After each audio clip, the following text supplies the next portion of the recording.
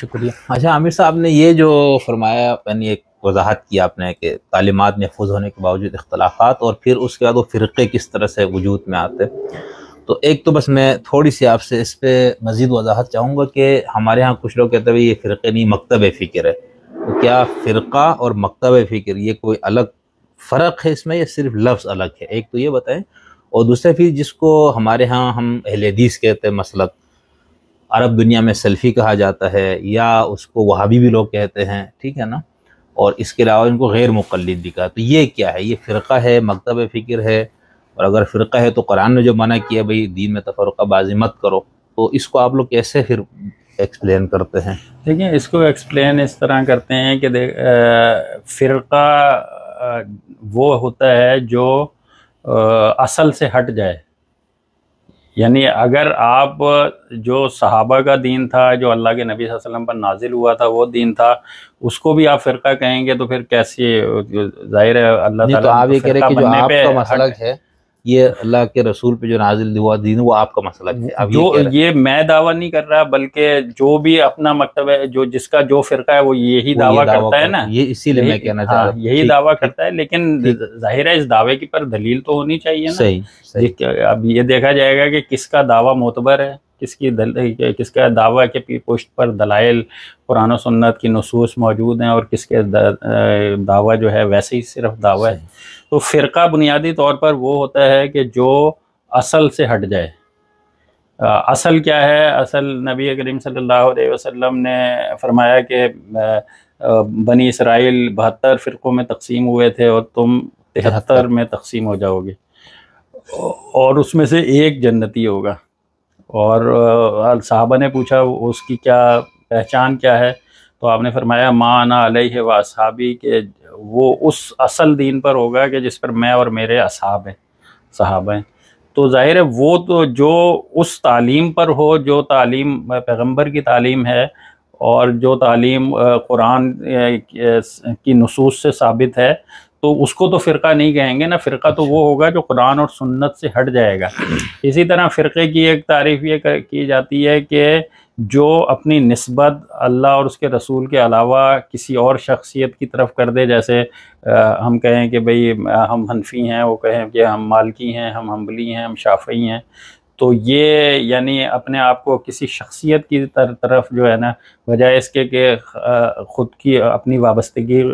قرآن و سنت سے رکھتے، ہم نے اپنا جو ہے نا شخصیت کی طرف اپنے آپ کو منسوب کر دیا کہ ہم اس دین کے پیروکار ہیں، یا ان تعلیمات کو فالو کرتے ہیں جو فلاں شخصیت نے پیش کی ہیں. تو ظاہر ہے پھر وہ ہم یہ کہیں گے کہ بھئی قرآن اور سنت اور اللہ اور اس کے رسول سے ہٹ کر آپ کسی کی طرف جائیں گے تو آپ اصل تو نہیں رہ گئے، پھر تو آپ فرقہ بن گئے. تو اس اعتبار سے بھی فرقہ بن جاتے ہیں. صحیح. اچھا، سلفی، اہل حدیث، اسی طرح وہابی اور غیر مقلد، یہ مختلف نام ہیں، اور اس کی اس مراد ایک سے مراد جو ہے اچھا، وہ ایک اس اعتبار سے ہے کہ اہل حدیث ہم ان لوگوں کو اس نسبت سے اپنے آپ کو اہل حدیث کہتے ہیں کہ ہمارا تعلق قرآن کو بھی اللہ تعالیٰ نے حدیث قرآن مجید میں کہا ہے، اور نبی کریم صلی اللہ علیہ وسلم کے فرامین کو بھی. تو ہم اپنے آپ کو نسبت اپنی قرآن اور سنت کی طرف رکھتے ہیں، اس وجہ سے اپنے آپ کو اہل حدیث کہتے ہیں. اچھا، سلفی اس اعتبار سے لوگ ہمیں کہتے ہیں، یا ہم میں سے بھی کچھ لوگ اپنے آپ کو سلفی قرار دیتے ہیں، کہ ہمارا فہم دین وہ ہے جو قرون اولیٰ کے اسلاف کا فہم دین تھا. صحیح. تو ہماری نسبت اس فہم دین کے ساتھ ہے، یعنی قرآن اور سنت کو جس طرح انہوں نے سمجھا تھا قرون اولیٰ میں اور خیر القرون میں، تابعین کے دور میں، تبع تابعین کے دور میں، تو ہم ان سے نسبت رکھتے ہیں، اس فہم دین سے تعلق رکھتے ہیں، اس وجہ سے اپنے آپ کو سلفی کہلاتے ہیں. پھر یہ جب محمد بن عبد الوہاب نجدی رحمۃ اللہ علیہ کی تحریک عرب میں جو ہے بڑے طاقت پکڑ گئی، اور اس میں جو ہے نا انہوں نے جو ان کی فکر تھی، یعنی توحید سے متعلق اور شرک کی ممانعت سے متعلق اور احیاء سنت سے متعلق، تو اس سے جو بر صغیر کے یہاں کے جو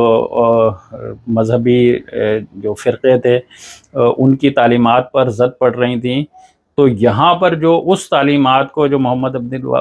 بن عبد الوہاب نجدی رحمۃ اللہ علیہ عرب میں جس کی بنیاد پر تحریک چلا رہے تھے، تو یہاں جو اس تعلیمات کے ماننے والے لوگ تھے ان کو انگریز نے وہابی کہہ کر، یعنی ان کی نسبت محمد بن عبد الوہاب کی طرف کر کے اور وہابی کہہ کر ان کو اس معاشرے میں بدنام کرنے کی کوشش کی تھی۔ تو اس نسبت سے جو ہے وہابی لوگ کہہ دیتے ہیں محمد بن عبد الوہاب نجدی رحمۃ اللہ، یہ ہمارا اختیار کیا ہوا نام نہیں ہے، نہ ہماری کوئی نسبت ہے، ہماری نسبت تو حدیثوں کے ساتھ ہے اور قرآن کے ساتھ ہے اور اللہ اور اس کے رسول کے ساتھ ہے۔ اسی طرح جب مقلدین جنہوں نے کے مقابلے میں ہم نے اپنے آپ کو غیر مقلد قرار نہیں دیا، بلکہ